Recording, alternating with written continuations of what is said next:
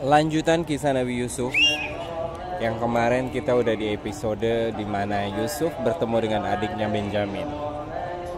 Di episode kali ini Nabi Yusuf menahan Benyamin sebagai tahanan.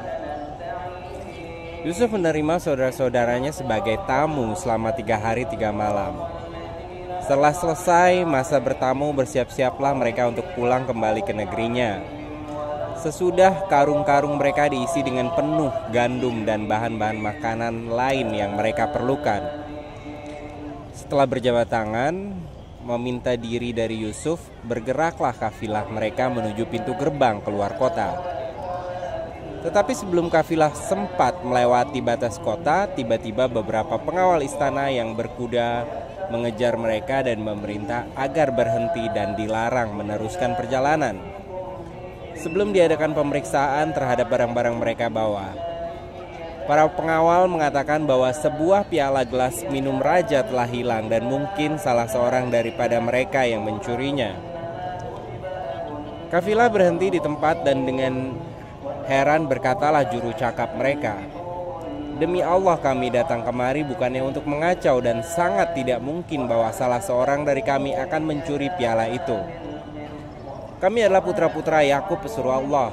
Kami sudah merasa berhutang budi kepada raja dan banyak berterima kasih atas bantuan yang telah diberikan kepada kami. Masakan kami akan membalas kebaikan hati raja dengan mencuri barang-barangnya? Namun untuk membenarkan kata-kata kami tidak berkeberatan karung-karung dan barang-barang kami dibongkar dan digeledah sepuas-puasnya.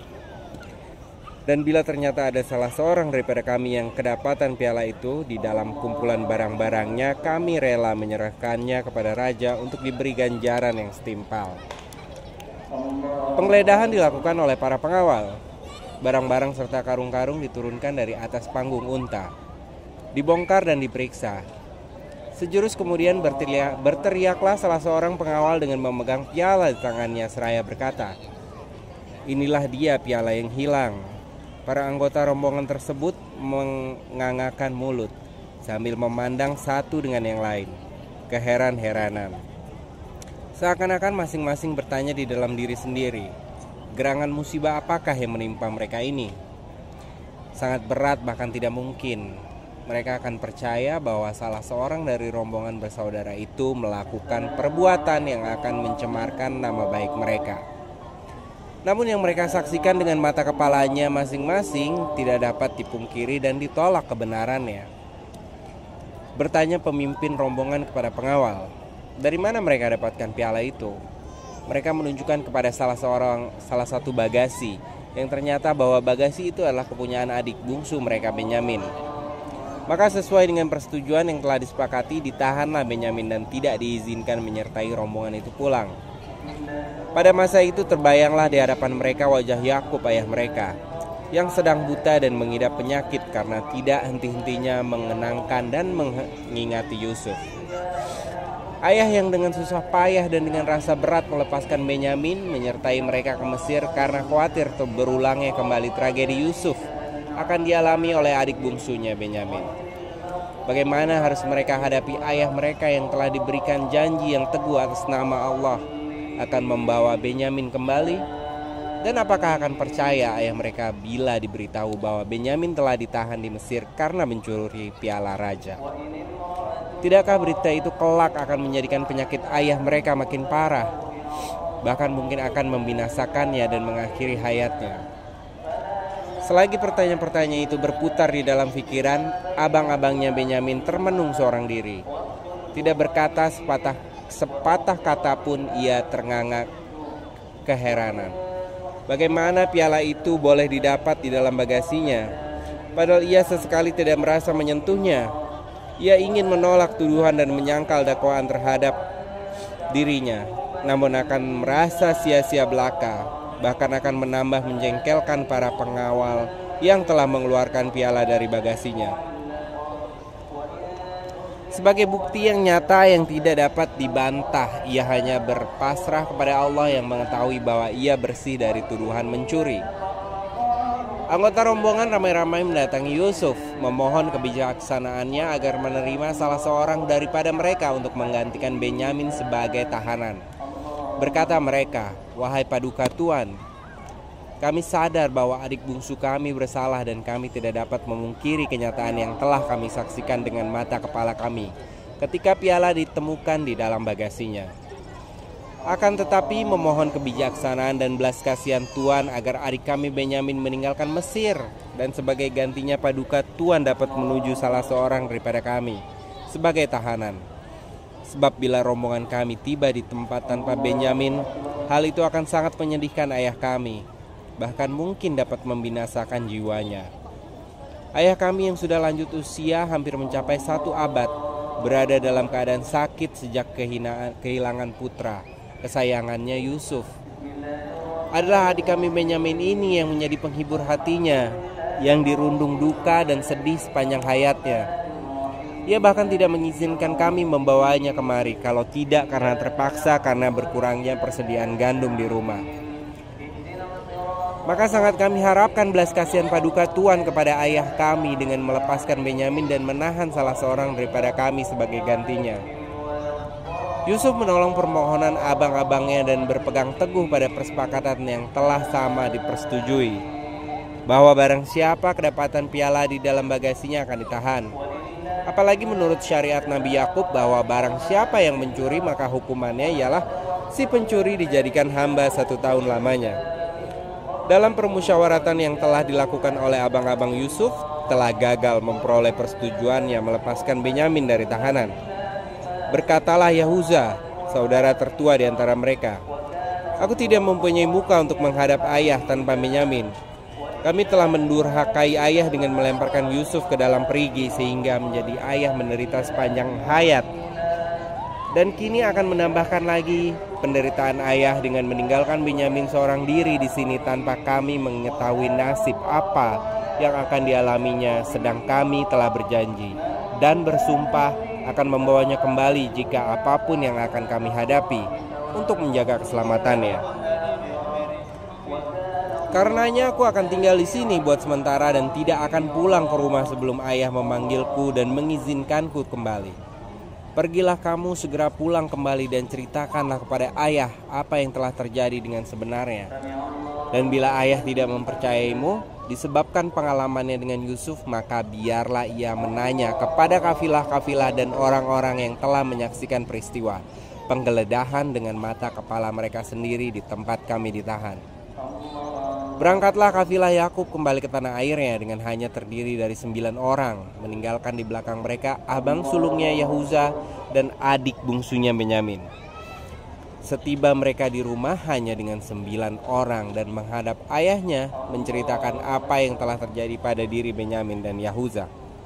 Nabi Yakub berkata seraya berpaling daripada mereka dan mengusap dada. "Oh, alangkah sedihnya hatiku karena hilangnya Yusuf yang masih terbayang wajahnya di depan mataku. Kini kamu tambah lagi penderitaanku dengan meninggalkan Benyamin di negeri orang untuk kedua kalinya. Kamu melanggar janjimu dan sumpahmu sendiri, dan untuk kedua kalinya aku kehilangan putra yang sangat aku sayangi, dan hanya dirimu sendirilah yang memandang baik perbuatan itu. Semoga Allah memberi kesabaran kepadaku dan mempertemukanku kembali dengan anak-anakku semuanya." Berkata putra-putranya menjawab, "Wahai ayah, demi Allah engkau akan mengidap penyakit yang berat dan akan binasalah engkau bila engkau terus-menerus mengenangkan Yusuf dan tidak berusaha menghilangkan bayangannya dari pikiranmu." Menjawab teguran putra-putranya itu berucaplah Yakub, "Sesungguhnya hanya kepada Allah aku mengadukan nasibku, kesusahan dan kesedihanku. Aku mengetahui dari Allah apa yang kamu tidak mengetahuinya." Kemudian mengenai diri Benyamin yang ditahan oleh pengawal-pengawal kerajaan, maka sepeninggalan abang-abangnya oleh Yusuf diberitahu bahwa piala raja yang terdapat di dalam bagasinya adalah perbuatan pengawal-pengawalnya, yang memang sengaja diperintahkan oleh beliau untuk diisikan ke dalam bagasi Benyamin dengan maksud menahannya tinggal bersamanya di dalam istana. Ia membesarkan hati adiknya dengan meramalkan bahwa akan tiba kelak suatu saat di mana ia dengan adiknya dan seluruh keluarga akan bertemu dan berkumpul kembali. Bacalah tentang isi cerita di atas ayat 70 sampai 86 dari surah Yusuf. yang bermaksud. Maka tatkala telah disiapkan untuk mereka bahan makanan mereka, Yusuf memasukkan piala tempat minum ke dalam karung saudaranya. Kemudian berteriaklah seseorang yang menyerukan, "Hai kafilah, sesungguhnya kamu adalah orang-orang yang mencuri." Mereka menjawab sambil menghadap kepada penyeru-penyeru itu, "Barang apakah yang hilang daripada kamu?" Penyeru-penyeru itu berkata, "Kami kehilangan piala raja, dan siapa yang dapat mengembalikannya akan memperoleh bahan makanan seberat beban unta, dan aku menjamin terhadapnya." Saudara-saudara Yusuf menjawab, "Demi Allah, sesungguhnya kamu mengetahui bahwa kami datang bukan untuk membuat kerusakan di negeri ini, dan kami bukanlah orang-orang mencuri." Mereka berkata, "Tetapi apakah balasan jikalau kamu betul-betul pendusta?" Mereka menjawab, "Balasannya ialah pada siapa ditemukan barang yang hilang dalam karungnya, maka dia sendirilah balasannya. Demikianlah kami memberi pembalasan kepada orang-orang yang zalim." Maka mulailah Yusuf memeriksa karung-karung mereka sebelum memeriksa karung saudaranya sendiri. Kemudian dia mengeluarkan piala raja itu dari karung saudaranya. "Demikianlah kami atur untuk mencapai maksud Yusuf. Tiadalah patut Yusuf menghukum saudaranya menurut undang-undang raja kecuali Allah menghendakinya. Kami tinggikan derajat orang yang kami kehendaki, dan di atas tiap-tiap orang yang berpengetahuan itu ada lagi yang maha mengetahui." Mereka berkata, "Jika ia mencuri, maka sesungguhnya telah pernah mencuri pula saudaranya sebelum itu." Maka Yusuf menyembunyikan kejengkelan itu pada dirinya dan tidak menampakkannya kepada mereka. Dia berkata dalam hatinya, "Kamu lebih buruk kedudukanmu, sifat-sifatmu, dan Allah maha mengetahui apa yang kamu terangkan itu." Mereka berkata, "Wahai Al-Aziz, sesungguhnya ia mempunyai ayah yang sudah lanjut usianya. Lantaran itu ambil salah seorang daripada kami sebagai gantinya. Sesungguhnya kami melihat kamu termasuk orang-orang yang berbuat baik." Berkata Yusuf, "Aku mohon perlindungan Allah daripada menahan seorang kecuali orang yang kami ketemukan harta benda kami padanya. Jika kami berbuat demikian, maka benar-benarlah kami orang-orang yang zalim." Maka tatkala mereka berputus asa daripada keputusan Yusuf, mereka menyendiri sambil berunding dengan berbisik-bisik. Berkatalah yang tertua di antara mereka, "Tidakkah kamu mengetahui bahwa sesungguhnya ayahmu telah mengambil janji daripada kami dengan nama Allah, dan sebelum itu kamu telah menyanyiakan Yusuf? Sebab itu aku tidak akan meninggalkan negeri Mesir sampai ayahku mengizinkan kepadaku, dan dia adalah hakim sebaik-baiknya.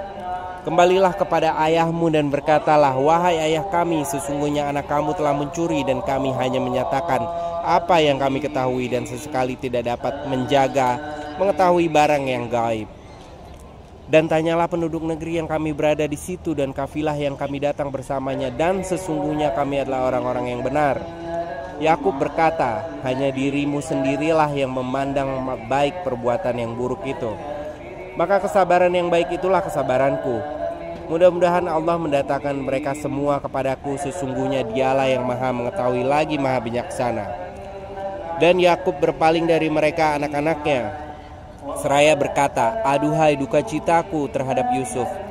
Dan kedua matanya menjadi putih karena kesedihan, dan dia adalah seorang yang menahan amarahnya terhadap anak-anaknya. Mereka berkata, 'Demi Allah, senantiasa kamu mengingati Yusuf sehingga kamu mengidap penyakit yang berat atau termasuk orang-orang yang binasa.'